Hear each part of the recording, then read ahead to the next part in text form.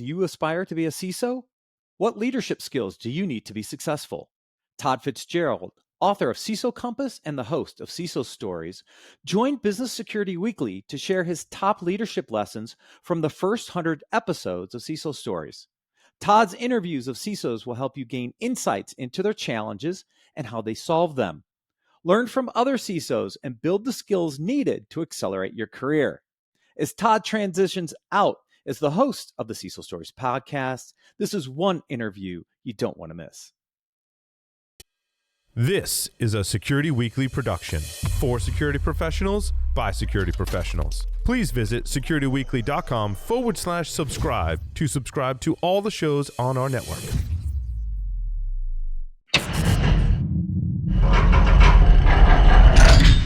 From the Security Weekly Vault, it's the show where we explore the business of security to improve the security of business. Your trusted source for actionable insights on leadership, communication, and innovation. Get ready for Business Security Weekly.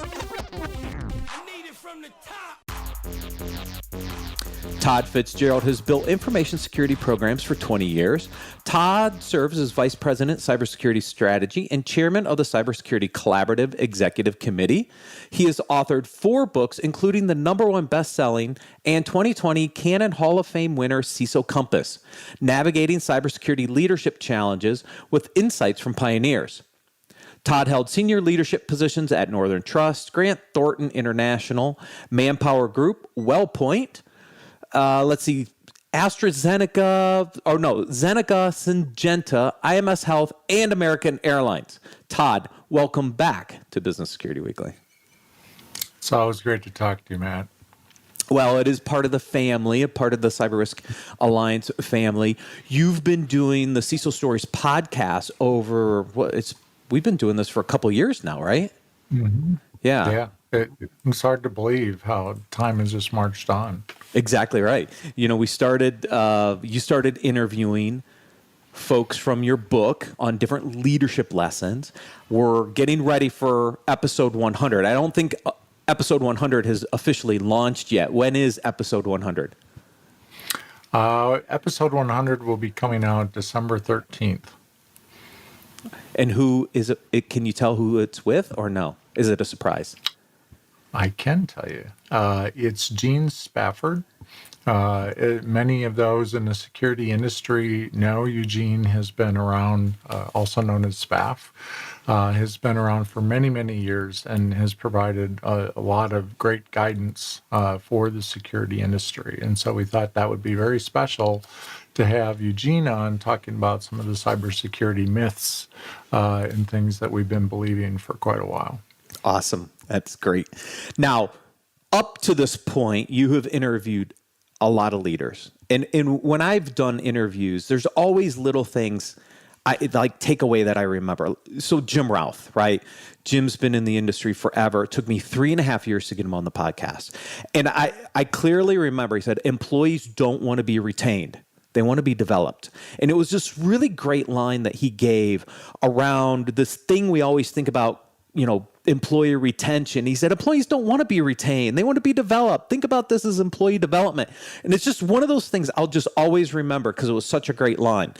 We had Robert Herjavec on a little over a month ago, and we were talking about the landscape around cybersecurity investment. And he's like, the new buzz term in cybersecurity is EBITDA, right? Which is profitability. And it was just great little tidbits. So I'm curious, what are some of those really interesting leadership lessons that you've heard from your interviews in these first almost 100 episodes of CISO Stories? It's interesting because we do these podcasts. They're unscripted. A lot of times when people get on a panel or something, they want to know the list of questions and what are you going to ask me and that kind of thing. We don't do that. So we sit down with the CISOs, we pick the topic, and then we go from there. And so you never know exactly where it's going to lead. I know the direction I want to lead it in, but I always try to put myself in the seat of the CISO as the listener and their teams, because I was a CISO. I did this job for 2 decades. And so as I'm sitting there, I want to know, what is it that you're going to tell me that's going to be different. I don't want some sort of theoretical thing that's, pie in the sky kind of stuff. These are people that are doing this job. So Jim Routh, for example, you mentioned, I had him on because he wrote a great piece for the CISO Compass book about data science and how he was bringing data science into organizations and combining that with security to automate the heck out of everything that was routine so that the analysts can then go do the high value work. Well, that makes so much sense, but how many organizations don't do that today? I think one of my favorite things that was Dan Lorman, who's written for a lot of different magazines. He was the first CISO for a state government. I don't know if you knew that or not, but the state of Michigan hired the first state CISO many years ago. And he was telling me this story about how he was they had wanted to put Wi-Fi in the offices. And we're talking like 10, 15 years ago. They had wanted to put Wi-Fi in the offices. And he just said, no, you just can't do that. It's too vulnerable. So he went out and he researched, and he had a whole stack of reasons why you cannot have Wi-Fi in the offices. And so he's going to this meeting. And the CIO had pulled him aside, knowing what his position was. And when he started to articulate that, well, you can't do this, she pulled him aside and said, if you can't make this happen, you can't be the CISO for the state of Michigan. And so then it took him down a whole different journey, and he said, I had to figure out how to make this happen, because the position of the CIO was that there were other companies, big companies out there that had figured it out, that had Wi-Fi in their offices, that they were doing it securely. So why can't we do it securely? And so it took him down the journey of doing the research to find out the right things. And that was like a life lesson to him, that the CISO's job is to get to yes and figure out how to make that happen. That's an awesome story, because we always get the security group always is the office of no, right? He was going to go in with an answer of, no, we can't do Wi-Fi.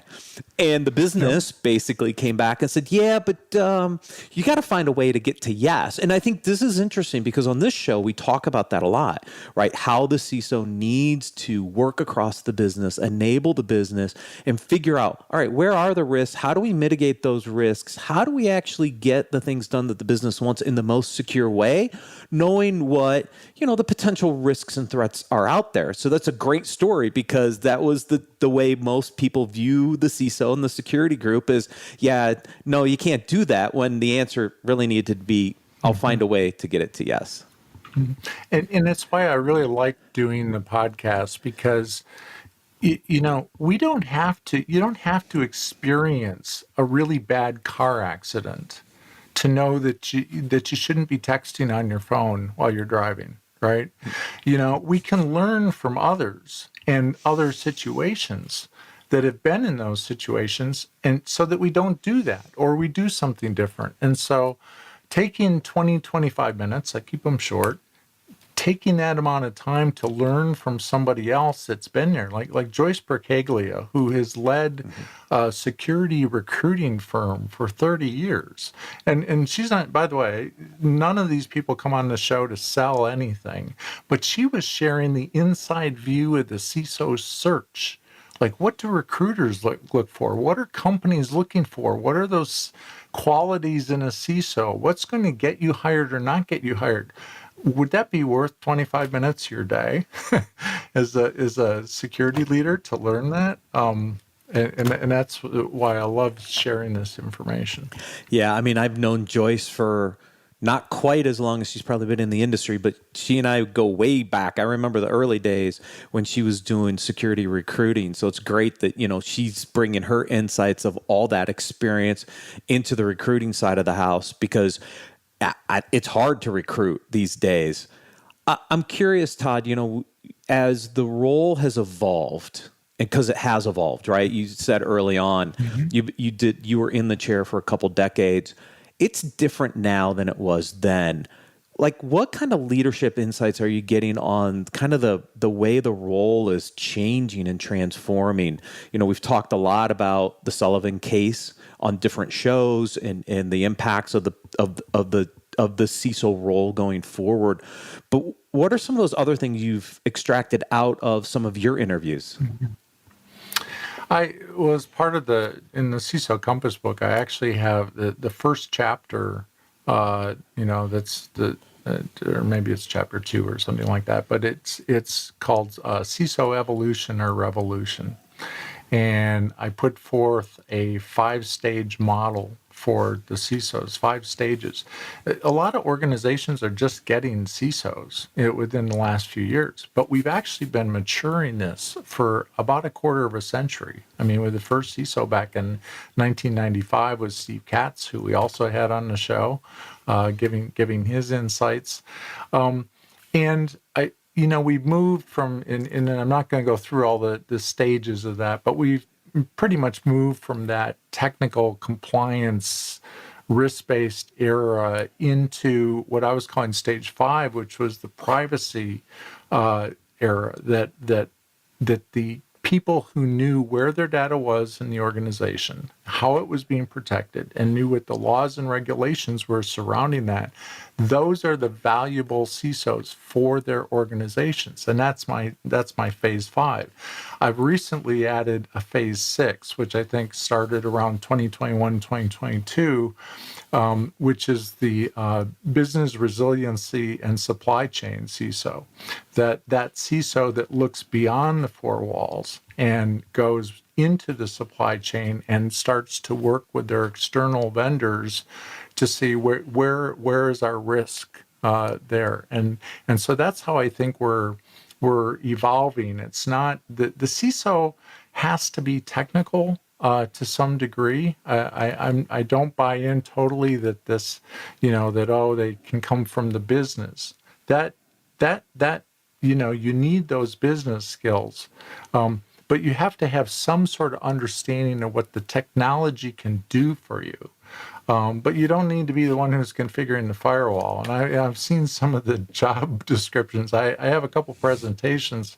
I throw up 3 slides of an actual job description that lists like everything. I mean, and I'm using 8-point font on these PowerPoint slides, and that's the whole job description, from frameworks to leading teams to the regulatory compliance to configuring a firewall. I don't know who that person really is, and that's not what most companies need anymore. Are some of the lessons that have been learned, are many of those similar lessons over the decades? Obviously, our strategy has changed. We've evolved how we do management and how we're securing the enterprise and dealing with the threats and the threat vectors that are changing. But have many of the lessons kind of remained the same? I think there's a lot of similarity. I used to give these presentations, and I think when I was moving once, I misplaced it. But I used to show as a prop in one of the presentations. I had these cassette tapes from a early MISTI conference, which was InfoSec World is that was like the early days of InfoSec World.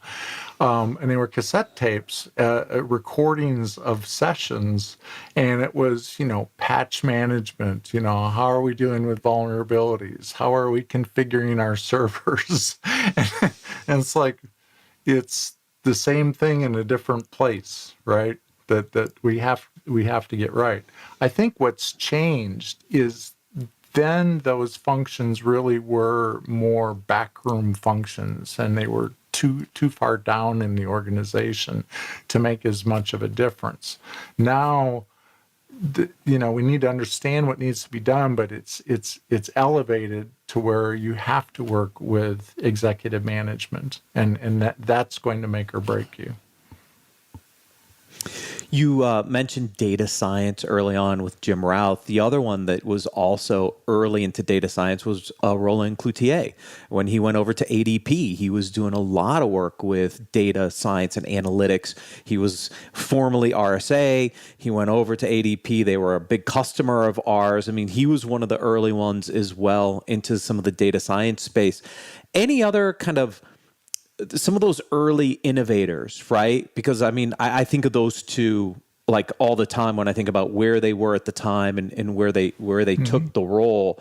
Who else has done some of that really early innovative kind of taking things to the next level that you've interviewed? Sure.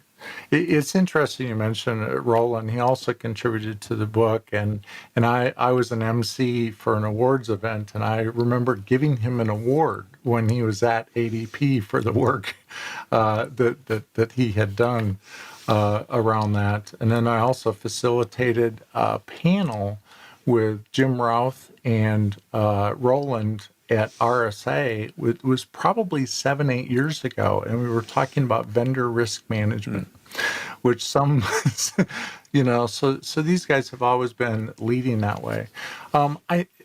Edward Amoroso is another individual. He was the CISO for AT&T that has been in the industry for quite a while. And he had an interesting perspective about talking to boards, where a lot of people are saying, well, we need to educate the board around cybersecurity and the cybersecurity risks. And he gave a very interesting, one of those like aha moments, different views. He says, why should we be educating the board?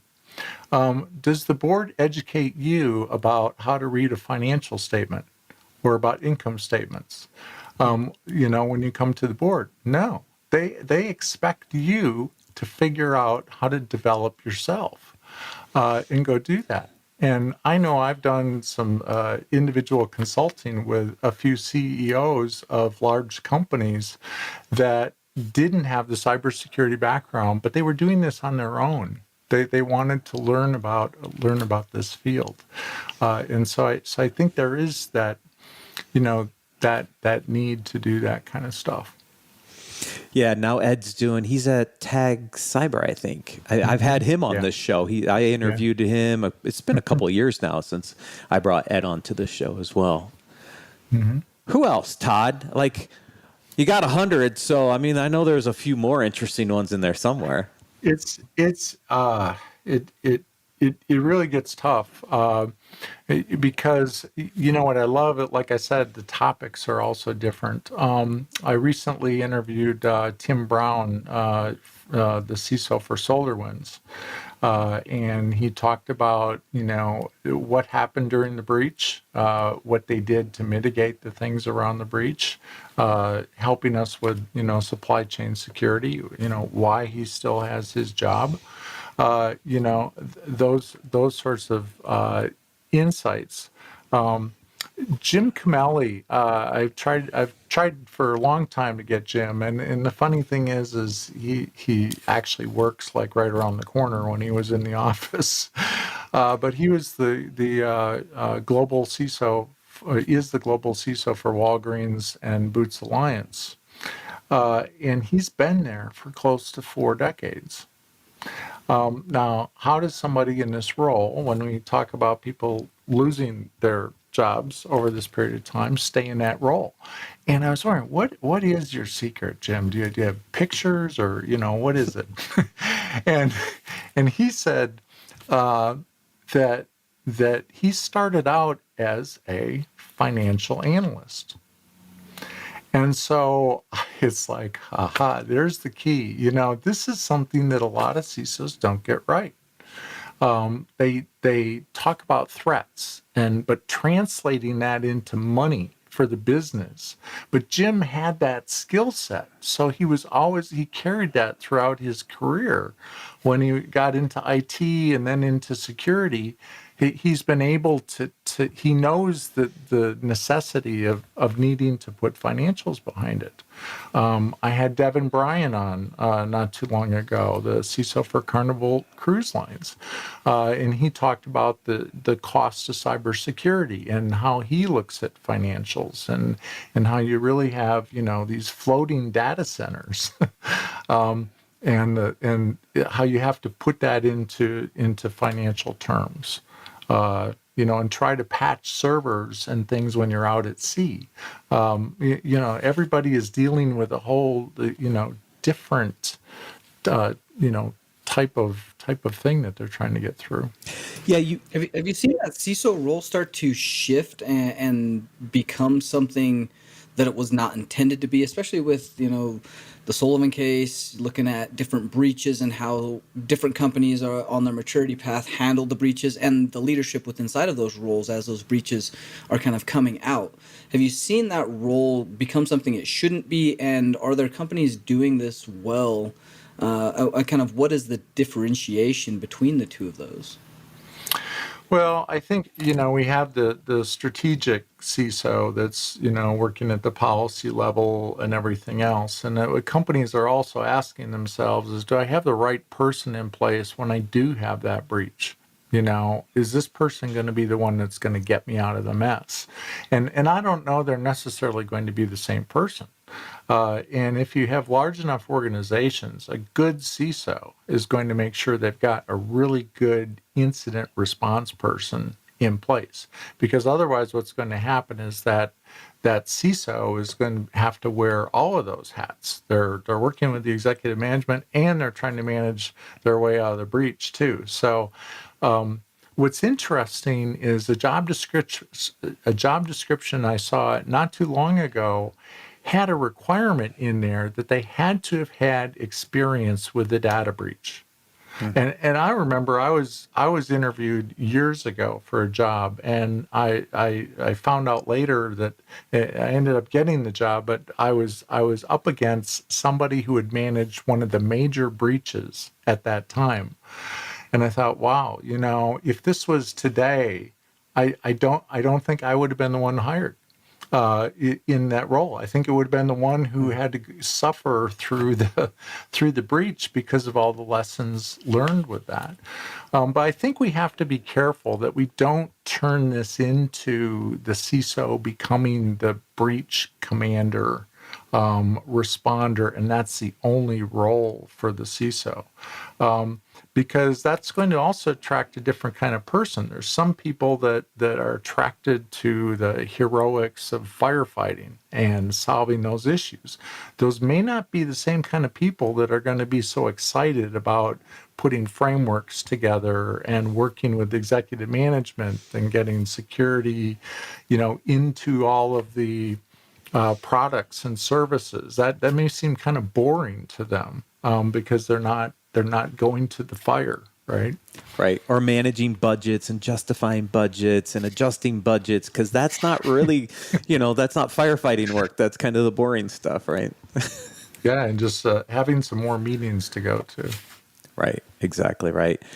One of the things you were talking about in the Walgreens case, one of the areas I've seen some really interesting ways to cultivate security is like the GE, right? They rotate their executives through different departments. You were talking about, how we started as a financial analyst and ended up at the CISO. I've seen companies like GE take their leaders and rotate them through so they get a full understanding of the business. Oil and gas also does a very good job of this. I've seen, when we were doing a lot of work with Royal Dutch Shell, every couple of years, those executives were rotating in. So you had new people coming into security, but the security person that was the CISO getting exposure to the other parts of the business. Does that make a more well-rounded CISO? People who have been in multiple different kind of leadership roles across the business, does that make them a better CISO in general? I think it would, but I don't know that the reverse is true. That, can you take a CISO and then, they're going to now be head of marketing someday? That just seems that seems like a stretch. So, but I think we should be thinking in terms of within the CISO, within the security areas. When I was with a large bank, we had started an internship level at the other end of the spectrum. College graduates coming in, we devised a 4-year program. And you had to work 6 months in audit, 6 months in security operations, 6 months on a red team, and 6 months in governance and compliance. And then at the end of that, you could choose where you wanted to stay. As you know, that's what made you the most excited about this. And no, you couldn't say I don't want to do 6 months in audit. um, you needed to learn that auditors are our friends, and they're an advocate for security, and we need to use them that way. So I think the rotation around at least the security spaces, and maybe a business unit or two, would help the CISO, but I don't know. I haven't seen that many CISOs start out in a CISO area and then now they're CEO of a company, unless it's a small consulting firm that they started. Right. Or a startup, potentially. You see a couple of them in the startup world, right? Because they've got some great insights and they have knowledge that could help us start up or kind of start a company to solve a problem that they couldn't solve when they were in the chair. So I've seen some of those rotations. Yeah. And I think the other thing we have to look at too is privacy is a big issue today. I interviewed Ann Kavukian, who created Privacy by Design, which is written into GDPR, which is written into most of the privacy laws around the world. Great insights in how to do that. Interviewed Valerie Lyons talking about doing privacy right versus privacy rights, looking beyond just the checklist where we kind of started out with security years ago. Privacy is making that transition as well into, what does it mean to secure your information. And we look at all the big tech companies, gathering up all this information about all of us. Where's the rules around how that gets handled or processed or who they give it to? So we're transformative within organizations. It's not just about protecting the scam. Really, it's we can make businesses leaner. We can make them more efficient, and help some of those things. So is data privacy the next frontier for the CISO? I mean, it's your 6th kind of evolution step. I mean, for now, that's kind of the next step, right? For everybody is to get their arms around the privacy side. Now, granted, the U.S. hasn't solved it in a holistic way, but there are definitely examples overseas where privacy is a huge driver for the CISO and security. Yeah, there's quite a bit of interest in it. I know I started, maybe it was 6-7 years ago, giving a privacy session I had this session called a 1-hour privacy primer for security professionals. And I was speaking opposite the head of the IAPP and about new trends. And I thought, well, nobody's going to show up for my session here because he's speaking. And I had a packed room. I probably had about 400 people in there, and I gave that session for each of the next 5 years. And I was sometimes doing double sessions because there's a thirst for security professionals to understand the privacy stuff, because in reality, the privacy stuff is driving what we need to be doing in security. So if you don't understand that, we need to get around that. So I always tell people, go after those certifications, step out of your own world for a while, and pick up those other skill areas. Absolutely. Todd, always a pleasure. Thank you for joining us on Business Security Weekly. Thank you so much. It's always great to talk to you, Matt.